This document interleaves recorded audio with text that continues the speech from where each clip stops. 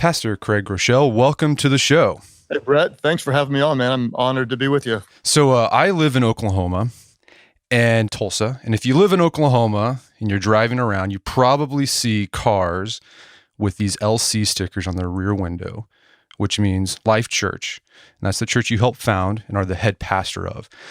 And it's been interesting because I've been watching this grow for the past 20 plus years. I grew up in Edmond, and I remember first hearing about this when I was a teenager, about this church in a garage. And 20 plus years later, there's multiple campuses in multiple states. So I wanted to bring you on to talk about, growing an organization, managing the growth of that organization, leading people on a micro and macro level, because I think you might have some insights there. So before we get to that, let's talk about the story of Life.Church. Before you started Life.Church, you were wanting to be just a minister at a traditional church, correct? Yes. All right. And you went up to the ordination board and you got turned down. What happened there and how did that affect you? Well, I was midway through seminary at the time, and I was a part of a traditional denomination that I loved then and still love and value today. But I flunked the ordination part. I was the only guy. Basically, I didn't live up to what they wanted. They said my ideas were too wild, that I didn't have the normal gifts that most pastors had. And so they said they weren't sure I was called to ministry. And Brett, I was beside myself, upset, disappointed, embarrassed, ashamed. I got in my little geo prism and cried all the way home, mostly because I got rejected, but partly because I was rejected and driving a geo prism. But I felt like my world fell apart. This is what I thought I was supposed to do. And then I didn't live up to their standards. And to be totally fair, a year later, they did approve me, but it was a long year of wondering, am I going to live up to what, the standards that this ordaining board had for me? And I didn't make the cut the first time. And so when did you decide to start this thing in your garage with Life.Church? Well, I was a part of a denomination, and so I asked them, could I start a church? And I was 27 at the time, and they probably wisely said no, meaning they wanted somebody with more experience than I had. I was just recently out of seminary. And so that was something really in our hearts. And once that door shut, we started looking for other doors. And it was in January of 96. We were planning on starting in our house. We had a handful of people, and I went out for a jog on a Thursday right before we started, ran into a buddy out in his driveway who said, hey, I've got this 2-car garage that's been kind of changed into a dance studio. Do you want to meet there? And so we moved into the little dance studio that had mirrors, which was great because it made the 40 people show up look like 80 people. And that's when we started January 7th in 1996 in the little garage and stayed there for a few weeks until we outgrew it and moved into a middle school. And how many campuses are there now? As of today, there's 31. We'll be launching the 32nd this month in 10 different states. That's crazy. So, this is interesting with church. The goal of church is to grow members' faith and spirituality, and that's a really abstract goal. It's like, how do you measure success for that? So, how do you measure success for that very abstract goal? That's a great question. We do want people to grow spiritually, but how do you determine if they're becoming more loving or more patient or more pure? It's really almost impossible to measure. So what we decided years ago to do is kind of define the outcomes we hope to see and then ask ourselves, what are the inputs that contribute to those outcomes? What are the things that we can control that help produce the desires that we cannot control? And so for us, we measure, with no exaggeration, hundreds and hundreds and hundreds and hundreds and hundreds and hundreds of things, most of which nobody would care about. But the things that we feel like do contribute to spiritual growth are kind of the front and center things we measure. Essentially, it's different forms of spiritual engagement. We feel like that people tend to grow spiritually when they're engaged, not just in Scripture, but when they're engaged in Scripture with community, that there's something happens that when they're together. So we measure the number of people that are in small groups. There's a lot that we measure about it, like how long does it take to get someone in it? How long are they in it? Do the groups grow and multiply? A lot of sub-measurements, but that's the big one. We measure engagement of people using their gifts. We believe that everyone is important, that everyone has a calling and should be making a difference. And so if they're in our church family, they should be doing something valuable in the church family. And so how long does it take to get them involved using their gifts? We measure involvement in the community, meaning like Bread in Tulsa, there's, I think, 7 different Life churches. They all will have local community partners, and we want to get as many people involved serving in the community. We measure those who are giving. When you have a generous heart, that's likely some evidence of spiritual growth. And so those are just a few of the things that we look at and try to say, what are the inputs that bring about the desired outcomes? And then we measure those things that we feel like contribute to spiritual growth. So it sounds like there's a lot of testing that goes on too with this, because there's a lot of testing. Yeah. I mean, and yes, in any kind of growing organization, chances are you're not going to get it right the first few times. And so we measure different things now than we did in the past. And yes, there'd be testing again and again. Over and over. So one thing that's made Life.Church so successful, or gotten to where it is today, it's been so innovative. I mean, you're one of the first churches that did online sermons. You've got the Bible app that you guys put out there. So there's a lot of innovation, but people also like stability and continuity too, especially with church. So do you think is that a challenge? Is that a tension you have to navigate, like continually be innovating while also trying to just keep doing what you're doing and getting better at it, what you're already doing? I think there's always a tension. So, our church is a Christian church, and we live with rich historic tradition. And so there's certain things about our faith that should never, ever, ever change. But culture is changing all the time. So the way we engage with culture better be changing. And so like the YouVersion Bible app, we looked years ago and realized, there's people that may believe in God, but they are not reading their Bibles. And so we decided to try to help solve that problem. And we created an app, and we're lucky enough to take it to the App Store the very first day that apps came out. So day number 1, our app was there. And as of today, it's grown to, we've given away 346 million free Bible apps. So that's a case of taking what is traditional and constant and unchanging the Bible, but using an innovative way of delivery. And so we believe that the Bible is not just a book that is living its truth. And that's kind of a classic example of there's some things we need to keep the same, but how we deliver them, we want to be innovative. I do think in any kind of growing organization, we want to be innovative, but there's no shame in being boring when boring works. There's a lot that we do that's just blocking and tackling day in, day out, week after week, month after month, year after year. There's some things in application and execution that never, ever change, and there's no reason to change them. There are other things that we need to always be breaking, tweaking, improving, shaking, undoing, rebuilding. And I think it takes, wisdom and a little bit of nuances in it to understand what are some of those things, where do we need to tweak and push, and we don't always get it right, but we work hard to.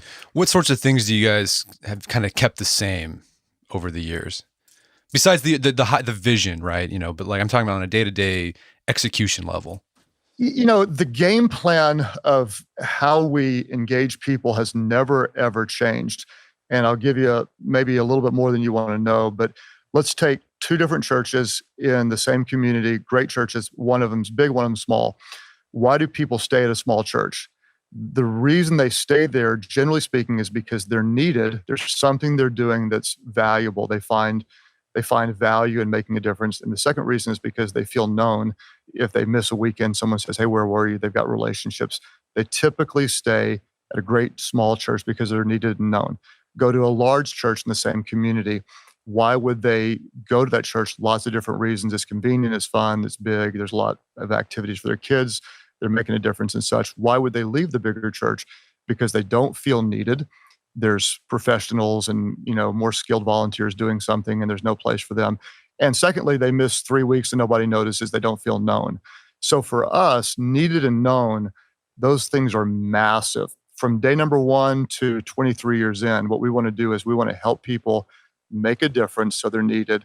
We want them in community. We want them known. That game plan has never, ever, ever changed, and I don't ever see it changing. It's the basics. We may tweak how we do it, but the goal is crystal clear. And I think any kind of business, nonprofit, there are going to be those things that don't get tired of focusing on the basics. There are certain things that always matter, And those are two things that always matter for us. Yeah, and I think this idea of needed and known, I mean, this applies not just to a church, but also a business or any other organization. I think I've read like the one thing that employees want the most is appreciation. Like they'd rather have that than a raise. They just want to be needed and known. Exactly. And that's why so often, our team members are frustrated, in our organizations, or they leave. They don't typically leave bad organizations. Someone else has said this, not my quote. They don't leave bad organizations. They leave bad managers.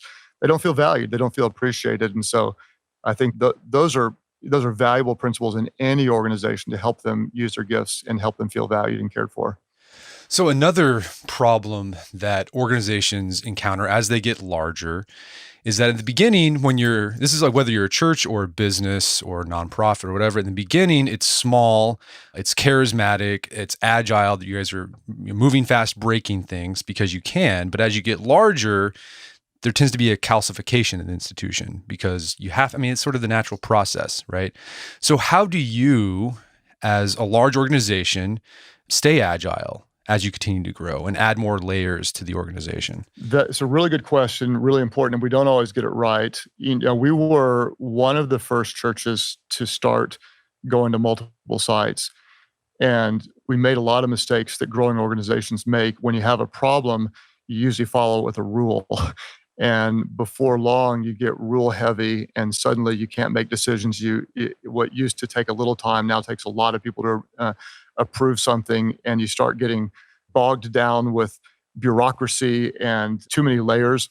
So midway through, we recognized this was a problem. We fight like crazy to eliminate layers in our leadership organizational chart. I'm not a big fan of managers. I love doers. I don't want people that are just kind of overseeing. We want people engaged, making a difference. And then we just fight against rules. Again, this isn't my original idea, but somebody said basically like 2% of your people are always going to be idiots. Don't create rules for those 2%. Deal directly with those 2%. The rules we create will slow down the other 98%. And so we want to fight against unnecessary rules. In my organization, we're all about people. If you're not careful, the rules can be elevated above the love and care for people. We have to fight against that. And then just on a real practical standpoint, Brett, for me, I find a measurement of success is by looking at how deep into the organization you empower people to say yes. If yes decisions can only be made from the top, then the top is the limit to the progress of the organization. What we want to do is empower the right people, believe in the right people, and push as many decisions deep into the organization as possible that equips leaders, that helps them get better, that keeps your organization lean and agile. You don't need a lot of meetings. You don't need a lot of upward management to move the ball forward. You push the decision-making power deep into the organization. And again, we don't always get that right, but that's the goal that we're working toward. And how do you train for that, right? I mean, you have to let go, but at the same time, in the beginning, you're letting leaders make decisions. How do you coach them or guide them as they're learning how to make those decisions? Yeah, the way you ask the question is wise. How do you coach and guide them? And that's exactly what you're doing.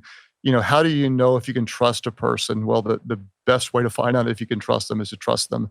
And John Maxwell always said, if someone can do something 80% as well as you can, then delegate it to them. I'm actually getting more aggressive than John is right now. I'm saying if I've got a team member that has momentum and potential, they can do it 50 or 60% as well, but they do have capacity to learn. I want to give it to them and trust them to grow. One of the biggest limiting factors of any organization is just our desire to control. And this is something I've had to work through. We have to work through it with our leaders. The more we want to control, the more we limit the growth. What we have to do is we have to empower the right people, give away, and let them grow. The bottom line is they don't always get it right. It's often you almost have to go through like a dip of production at times or a slight loss of quality while they're ramping up and they have a learning curve. And we have to have a tolerance for a little bit of the dip to have the capacity for the upside.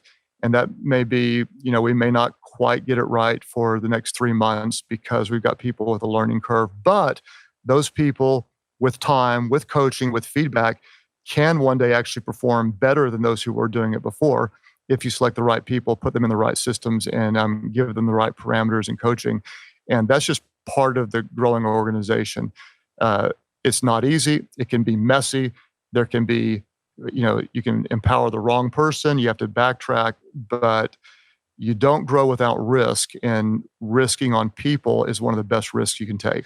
And was that hard for you to start letting go? So, I mean, you started this thing, it was sort of your baby, right? I mean, what point with this thing did you just realize, like, I have to start letting go of this? Was it very early on? Was it midway? And when you had to start letting go, was it really hard for you? It was crazy hard, Brett. So if you can go back in time, we were in our third location in a bike factory. We had probably 400 or so people coming. I couldn't find kind of like what you would call your second person in charge, whatever that role would be. We were fragile, we were young, we didn't have the money to pay. People didn't know if we were going to make it or not. I couldn't find that kind of great leader to come along with me. And finally, one day, I did. There's a guy who was a district manager for Target, Jerry Hurley, who's still with me today. He agreed to take a massive pay cut and join our team. And he was on for a few weeks when he had a very respectful conversation with me. And I'll never forget it. But he said something like, you're good at this, you're good at that, you're a highly capable leader. But he said, your need for control is going to be the biggest limiting factor in this organization. And then he just looked at me and he said, if you can trust that I've had experience in areas that you haven't yet and give me the freedom to lead and build, I believe I can help take this organization to the next level. And his words, they stung, but they freed me. I mean, he was so right. So I started giving him more. And this guy who had, here I was, a 29, 30-year-old pastor who'd never led anything significant. And here was a guy who had managed multiple Target stores. He came in and started building systems and training people.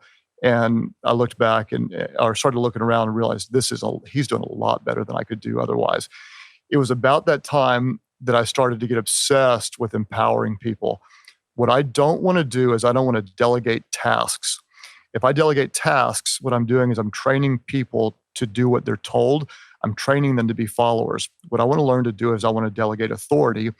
Instead of creating followers by delegating authority, I'm creating leaders. I'm giving people the freedom to create. Now, it would scare people to know how hands-off I am and what I don't know. I look at the things that are most important. I'm always have a heart. I'm on the heartbeat of the culture. Are we aligned with mission? There's certain things that only I can do, but there are hundreds and hundreds of things that people would be shocked that I don't know anything about because I've empowered the right people. And that's one of the principles we talk about is you can have control or you can have growth, but you can't have both. And it's painful. Any entrepreneurial leader loves her work or loves his work that they're starting out with. But to take it to the next level, we have to empower people more than we ever imagined. And then our organizations can end up accomplishing more, growing to heights in places far beyond what we have the capacity to do on our own. Yeah, I love that idea of delegating authority, not tasks. I think it's a good insight. So you mentioned something interesting there in passing. You talked about like you were in a bike factory. So I think this is interesting. So I think a lot of people, when they're starting an organization or a business, they feel like it has to be perfect from the get-go. But like with Life.Church, I mean, you were in a garage. You were in a bike factory. I mean, a lot of the times, did you feel like you were just kind of flying by the seat of your pants doing this thing? Always, and even to the point now where we want to guard against. We always want to strive for excellence, but we don't want to. Our goal can never be perfection. If it's perfection, what we're going to end up doing is spending too much money in places that don't have a return. We're going to be too cautious and not trying things that are new. We're not going to empower people and let them grow. So we want excellence, but perfection can be the enemy of progress. And so yes, I mean, to this day, I still wake up and think, how are we going to get it all done? What's our next move? And that's kind of what makes the whole ride fun. So you're a leader of a big organization, multiple locations, hundreds of employees, tons of moving parts.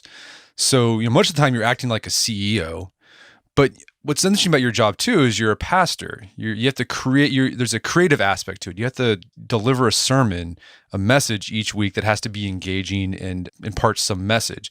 So there's like a division between, it sounds like, administrative duties and creative duties. How do you prevent administrative duties compromising your ability to access the more creative part of yourself? Does that make sense?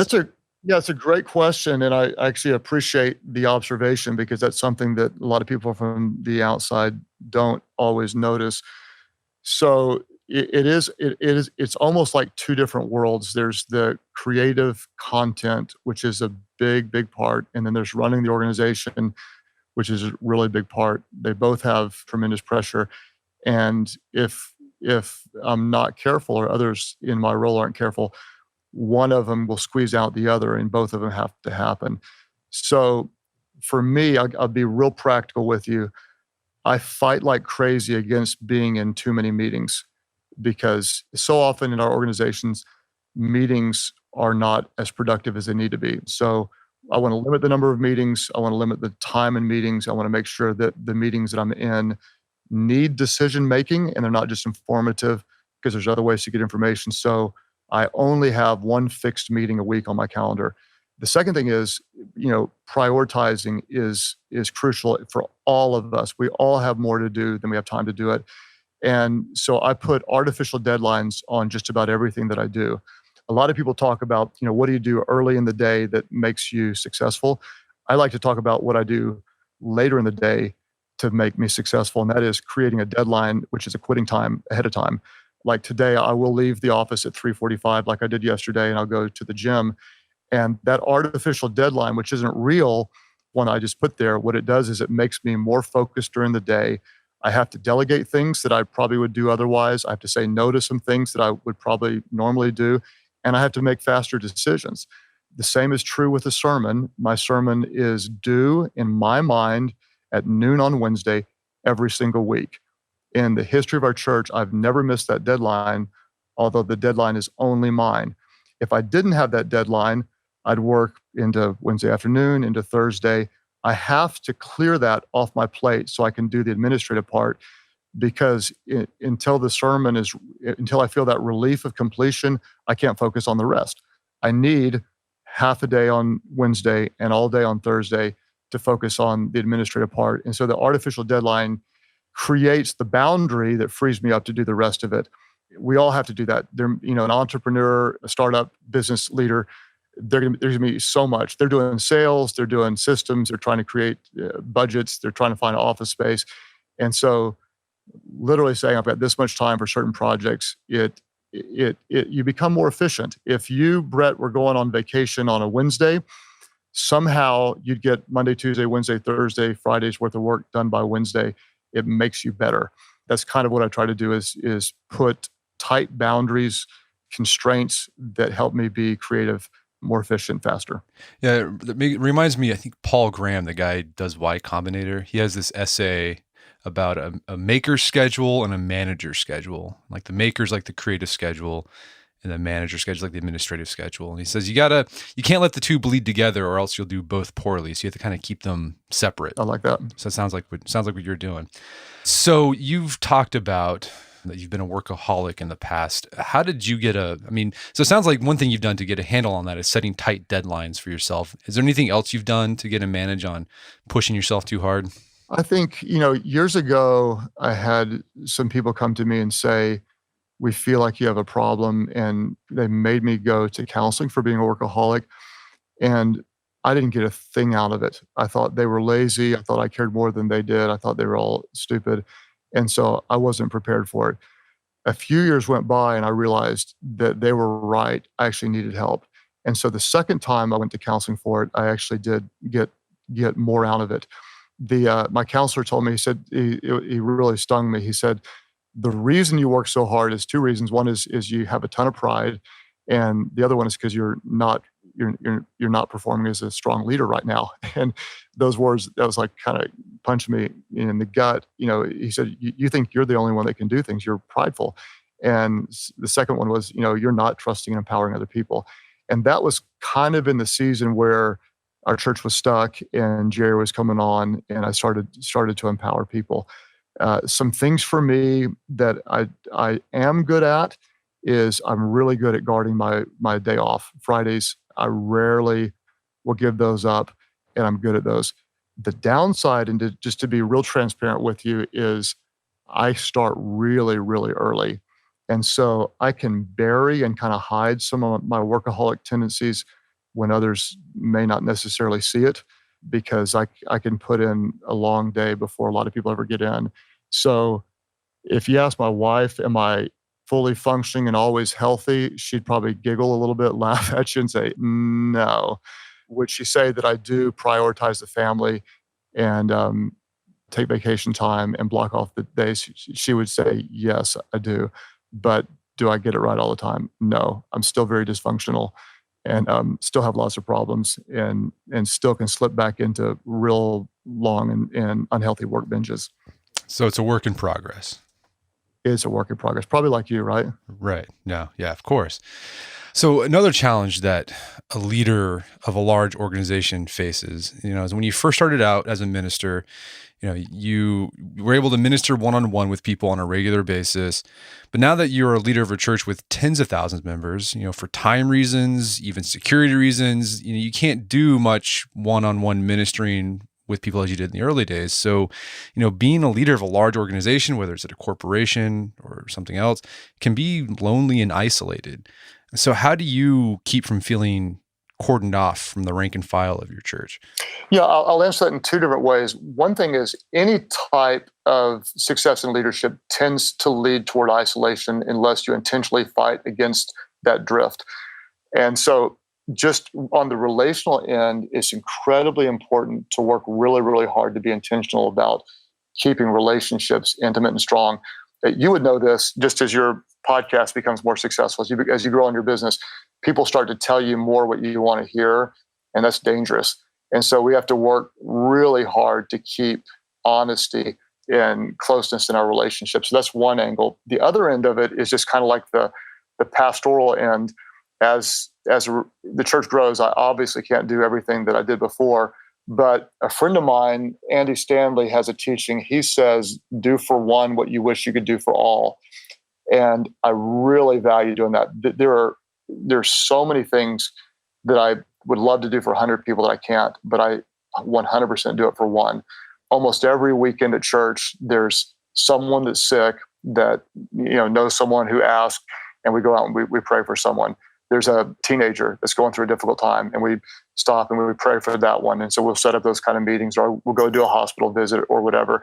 And so it's not that I don't do those things. In fact, I still do a lot of them. I just can't do it for all the people. And doing some of that's incredibly important to me, because if I don't, then it kind of robs me of the purity of the whole reason we started this. And so it still works. There are a lot of things I can't do that I wish I could do, just from this sheer scope of the size of it. But I'm not going to let that keep me from the joys of doing a few things that really do matter and move the needle on personal fulfillment. And do I imagine you set aside time on your calendar for that? Like there's a time where that's what you go do. I do, yeah. So like when I'm at church, like my office hours, they're so jammed. It's hard to describe and hard for most people to understand. There's not much margin in the producing hours. But on the weekends, I've got 30 minutes between every service. And so I'll pack that full of saying hi and ministering to people in different ways that we can. So I'm already out, and kind of like add-ons really work well. So another part of being a leader is receiving criticism. But I think people like ministers, pastors, priests, like they can never do anything right? Sermons are either too hard or too soft, or you shouldn't have said X, or you should have said Y. How do you deal with the onslaught of feedback and criticism that you might receive because of your position?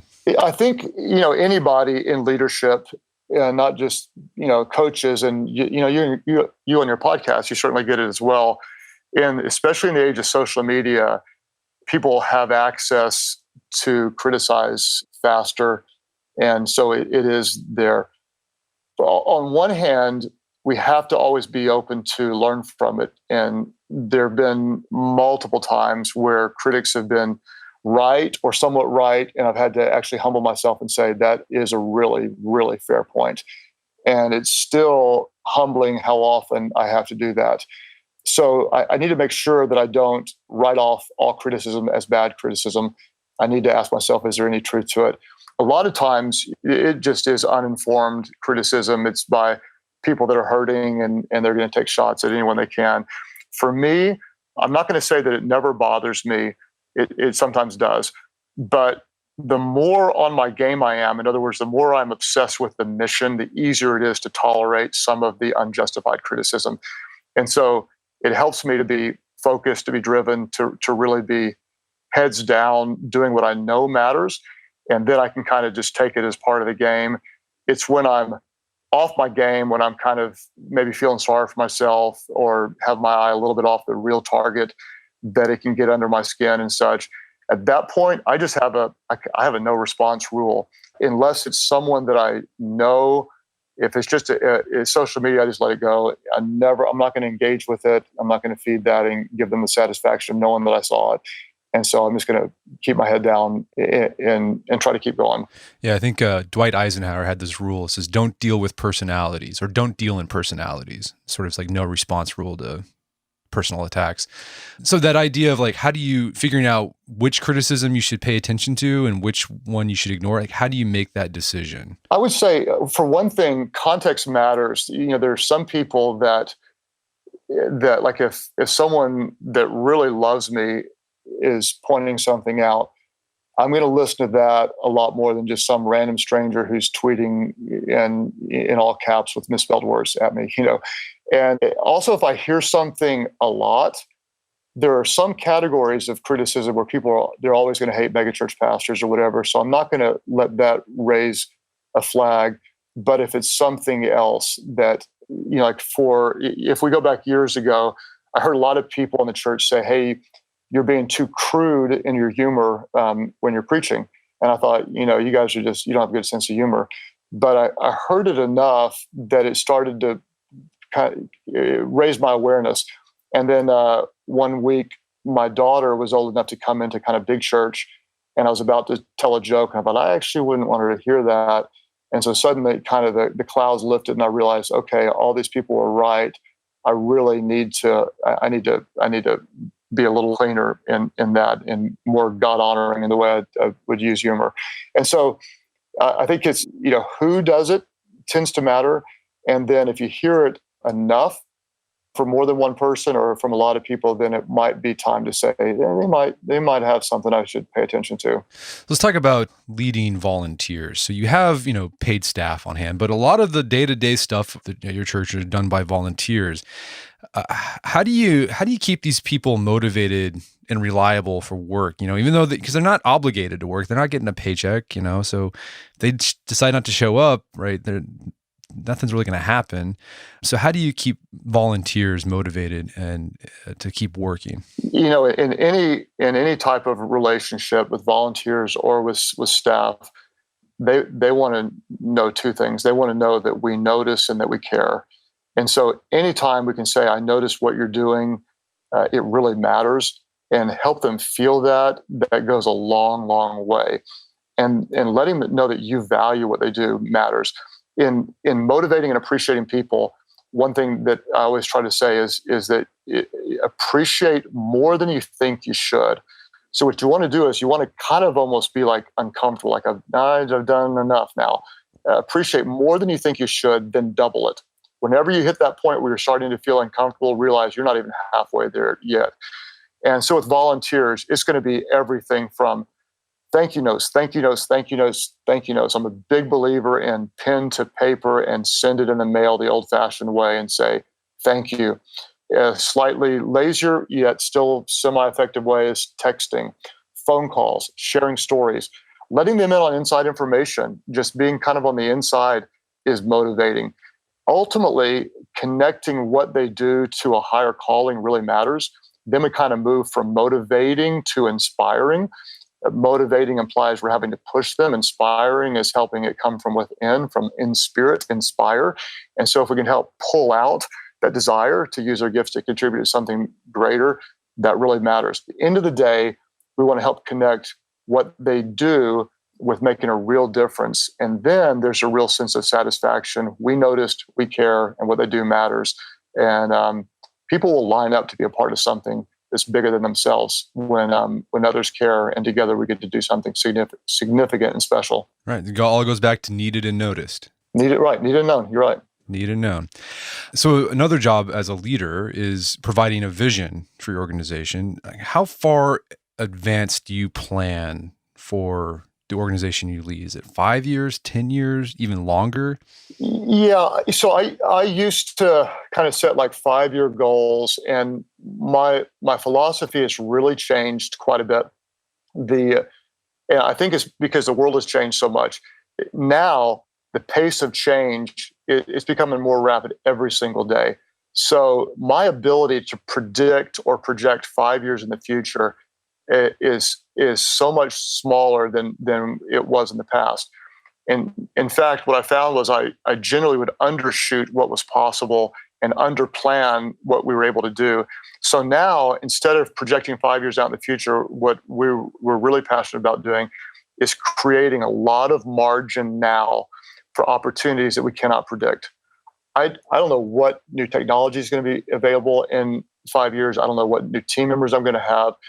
And I'm not honestly a big believer in outcome goals. I'll give you a few. Like in my world, what multi-site pastors will say is, we want to start 20 churches by the year 2020. I actually think that's a really stupid goal, because if you're going to start 20, you might start 8 of them that were the wrong ones. You went too soon, you went too early, you didn't have the team, you didn't have the money, you didn't have the right places, you were developed enough in your philosophy, you didn't have the structure, and so you let a goal drive you to do something stupid. I don't want to ever have a numerical goal drive me to something unwise or premature. So instead of saying I want to do 20 by 2020, I want to do the right number the next year. I might stretch myself some, saying, we were planning on 3, let's try for 4, but I don't want to do 4 if it's not right. What I do want to do is I want to have the right inputs that will lead to the right outcome, meaning, okay, we need to be developing leaders. If we're going to start 4 campuses next year, how many leaders do we need? Then let's start there with the leaders. If we're going to pay cash for the buildings, how much money do we need to raise and save ahead of time? If we're going to grow from 31 locations to 37, do we need a structural change? Let's change the structure today before it breaks so that we can sustain the growth in the future. So rather than looking way out in the distance and trying to project when we usually get it wrong, what I want to do is stay real current. And I also want to prepare and plan knowing that there are opportunities that are going to come. There may be a piece of land that I didn't see was coming. There might be 3 staff members we want to hire that we didn't know were going to be available. There may be a new technology that we want to leverage and we didn't see that technology coming. So I want to have margin financially. I want to have margin with my people. I want to have personal capacity margin to take something else on. And so instead of planning, we're more planning for something specific. We're planning for something that we don't know what it is. And then we're going to seize those opportunities when they come. Maybe non-traditional, may not work in every business, probably wouldn't, but it served us well, and I'm pretty passionate about continuing to lead that way, at least for now. So yeah, it sounds like you're being conservative in the short term, right? You might not spend as much as you maybe could so that you could be aggressive when the opportunity arises because you have that extra capital, whether it's human or financial. I think growing at the right pace is really, really important. You can, you can grow too fast and end up compromising your ability to do something significant later. At the same time, you can be too cautious. And in my world, we call that, bearing your talents, and not, and that's not something that's looked favorably upon. So we want to be wise. We want to be strategic. But the thing to remember is now, with as fast as the world is changing, there are opportunities that are coming that none of us could have predicted. I can guarantee you 10 years ago, you aren't projecting to have a podcast that's doing what it's doing now. It's a different category that didn't exist. And so you're able to seize it. 2 years from now, your podcast might evolve into something that's not even on the radar yet. You can't plan for it, but you can be prepared for that opportunity that's coming, whatever it is, and jump on it when it's there. Well, Craig, this has been a great conversation. Is there some place people can go to learn more about your insights on leadership and whatnot? I have a leadership podcast. It's just called the Craig Groeschel Leadership Podcast, and we drop at least one podcast every month. Unlike you that drop them all the time because you're much better at getting out content faster than I am. Well, I'm also not a pastor, so you're a busy man. Well, hey, Craig, thanks so much for coming on. This has been a great conversation. Hey, thanks so much for having me. I'm a big fan of what you're doing. Keep up the good work. Thanks for providing valuable content for all of us. My guest today was Craig Groeschel. He's the head pastor at Life.Church. You can listen to his podcast and leadership. Just search Craig Groeschel Leadership Podcast, or you can go to life.church/leadership podcast to listen to it there. Also, check out our show notes at aom.is/Groeschel. That's GROESCHEL, where you can find links to resources where you can delve deeper into this topic.